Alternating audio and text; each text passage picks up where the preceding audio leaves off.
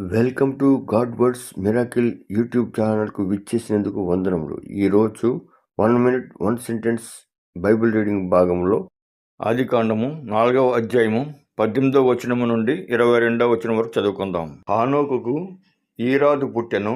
ఈరాదు మహాయాయేలును కనెను. మహాయాయేలు మతుషాయేలును కనెను. మతుషాయేలు లెమెకును కనెను. లెమెకు 2 స్త్రీలను పెండ్లి చేసుకునెను. వారిలో ఒకదాని పేరు ఆదా, రెండవ దాని పేరు సిల్లా. ఆదా యాబాలును కనెను. అతడు పశువులు గలవాడై గుడారంలో నివసించే వారికి మూల పురుషుడు. అతని సహోదరుని పేరు యోబాలు. ఇతడు సితారాను సానికను వాడుక చేయవారికందరికీ మూల పురుషుడు. మరియు సిల్లా తుబల్కాయిను కనెను. అతడు పదునుగల రాగి పనిముట్లన్నింటినీ ఇనుప పనిముట్లన్నింటినీ చేయువాడు. తుబల్కాయిను సహోదరి పేరు నయమా. పరిశుద్ధ వాక్యం ప్రభు ఆశీర్వదించునుగాక. ఆమెన్. 1 నిమిషంలో కొన్ని వచనములు చదువుకున్నాము. తిరిగి రేపు ఇదే సమయానికి మళ్ళీ మిగతా వచనం చదువుకుందాం.